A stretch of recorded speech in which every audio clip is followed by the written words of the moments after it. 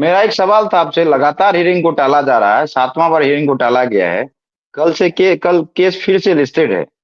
हो सकता है कल फिर जो है हियरिंग टल जाए। तो हम लोग अब क्या करें? किस प्रकार का जो है एक लीगल जो है रास्ता तैयार करें, जिससे लगातार 65वां दिन प्रोटेस्ट चल रहा है और 4-5 बार तो लाठीचार्ज हो चुका है, जो इंटेंसिव लाठीचार्ज है। 4 छात्र हमारा आत्महत्या कर चुका है इस दबाव में। ये पूरा का पूरा पब्लिक डोमेन में ये सब चीजें। तो अब किस तरह से हम लोग लीगली अप्रोच ले, किस तरह से एक लीगल रास्ता निकाले? क्योंकि जो है जो Pappu Kumar versus state of जो बिहार है, हम लोग का एक समान समझ, छात्रों के बीच एक समान बातचीत चलने लगी कि इस केस को किसी सूरत में हम लोग नहीं जीतने वाले हैं। क्योंकि जो है पेटिशनर छात्र हैं, और जो जो एवार हैं वो बोलते हैं कि जनसुराज का केस है। और जो है जनसुराज जो है के वो कोर कमेटी के मेंबर भी हैं। तो मामला तो मतलब हम लोग के छात्रों के भी जो एक समान जो चीजें चल रही है कि मामला तो पूरा का पूरा पॉलिटिकलाइज हो गया है। वो कैसी पॉलिटिकलाइज है वो? अब ये तो बड़ा ही, मैं तो फाइलिंग को लेकर ही बड़ा असमंजस में हूँ कि ये लार्जर पब्लिक इंटरेस्ट था। ये इसमें 3 लाख स्टूडेंट, 3,25,000, सपोज जी 3,25,000 स्टूडेंट बैठे 13 दिसंबर को, उनका रिजल्ट है 4%। और जो 6% सर, 6% जी। 6%, और जो उसके बाद एग्जाम हुआ वो कितना, 4 जनवरी को कब हुआ? 4 जनवरी को हुआ जी था ना शायद। 4 जनवरी को हाँ 20% सर। 4 20%, जनवरी 19.6% हुआ है उसमें रिजल्ट। तीन तारीख लगभग को 20%। तीन तीन तारीख 3,25,000 स्टूडेंट अपीयर हुए, उसमें मात्र 6% रिजल्ट हुआ। और 4 तारीख को 6,000 स्टूडेंट अपीयर हुए शायद, उसमें 20% रिजल्ट हो गया। ये सबसे बड़ा ग्राउंड है, ये सबसे बड़ा ग्राउंड है, और क्योंकि सर वो सब प्रकाश बोला है अपने इंटरव्यू में जिस दिन रिजल्ट जारी हुआ था। सॉरी, राजेश सिंह थे उस दिन एग्जामिनेशन कंट्रोलर। जब मीडिया पूछी उनसे कि 2 पेपर है, 2 एग्जाम है, तो रिजल्ट का मैकेनिज्म क्या है, तो उन्होंने बोला हम मर्ज कर दिए, मर्ज करके रिजल्ट निकाल दिए। सर आप जो है सुप्रीम कोर्ट में लॉयर हैं आप, संवैधानिक, ये जो राज्य लोकसभा आयोग जो होता है वो संवैधानिक बॉडी होता है। वो उसकी जो नियुक्ति करने का जो नियम है वो नियम से ही बद्ध होते हैं, उसी एसओपी को फॉलो कर सकते हैं वो। तो ये बोलते हैं हम मर्ज कर दिए, तो हम लोग को लग रहा है कि इनके घर का आटा दाल चावल है जो मर्ज कर देंगे। कहने का आशा है कि प्रॉपर जो है मैकेनिज्म, तो रूल रेगुलेशन तो होना ही चाहिए इसमें कि रिजल्ट कैसे जारी किया गया।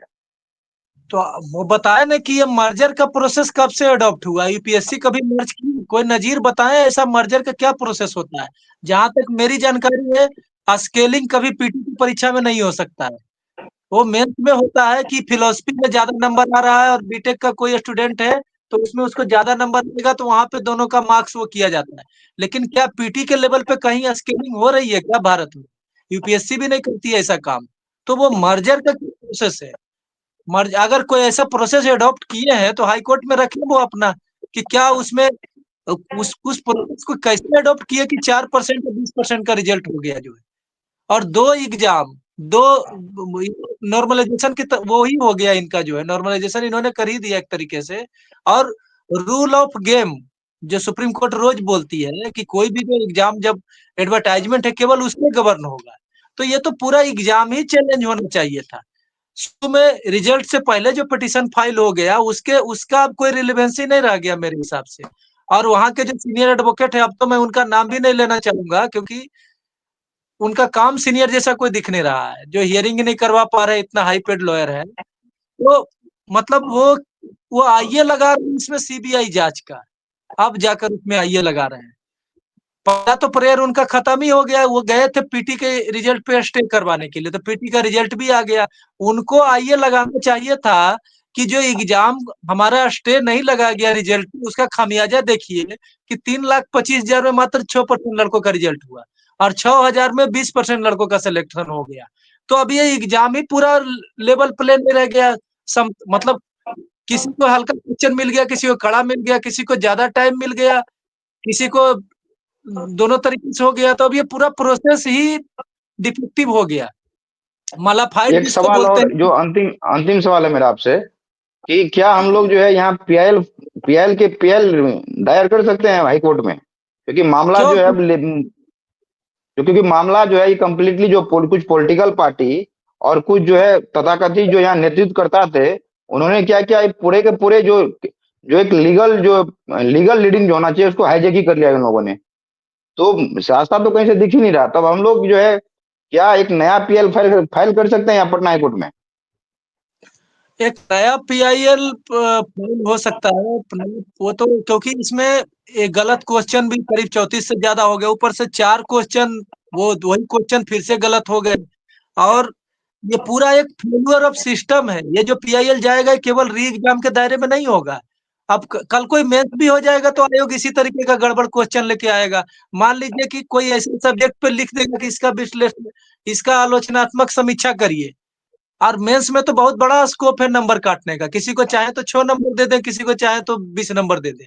इंटरव्यू में भी तो एक तो सबसे बड़ा जो पॉइंट है वो एग्जाम का है कि एग्जाम में जो अलग अलग हुआ, क्वेश्चन का लेवल भी अलग, रिजल्ट भी अलग अलग है।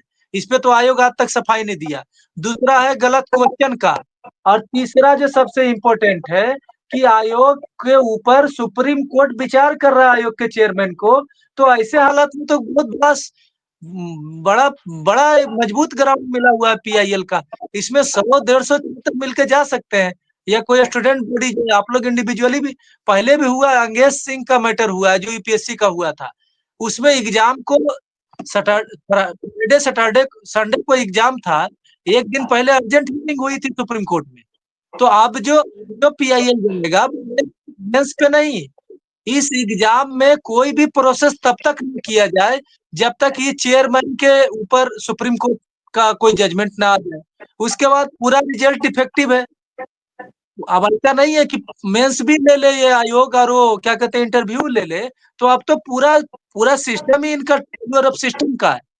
तो आयोग कोई इंटरनेट सिस्टम बना है सुप्रीम कोर्ट जो, या फिर कोर्ट मॉनिटर्ड एग्जाम हो। कई बार हुआ है बिहार में, आशुतोष जी भी अवेयर है, नीतीश जी भी, कि 1996 में मैट्रिक परीक्षा में इतना हो गया था तो हाई कोर्ट ने कहा राज्य सरकार को कि भैया अब हम कराएंगे, तुमसे नहीं हो पाएगा।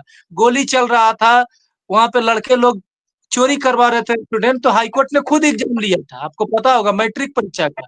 ठीक है, यूपीएससी का बहुत दूर है ना, कोर्ट के निगरानी में हो जाए एग्जाम जो है सारा क्वेश्चन तैयार करने का, कोर्ट मॉनिटर्ड हो जाए एग्जाम। अब तो ये प्रेयर पीआईएल में रहे। ये जो बहुत बड़ा चूक हुआ है, फ्रेश पीआईएल हो कि आयोग का कोई भी एग्जाम हो, क्योंकि आयोग का सिस्टम वो फेल्यूर हो गया है। चेयरमैन आपराधिक प्रवृत्ति, आपराधिक इतिहास के हैं, जिनके ऊपर सुप्रीम कोर्ट विचार कर रहा है।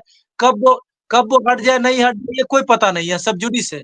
दूसरा बात है कि वहाँ कुछ कर्मचारी, कुछ जो ज्वाइंट सेक्रेटरी है वो लंबे समय से बने हुए हैं, 10 साल से, और अभी तक उनको उनके कार्यकाल की कोई जांच भी नहीं हुई है।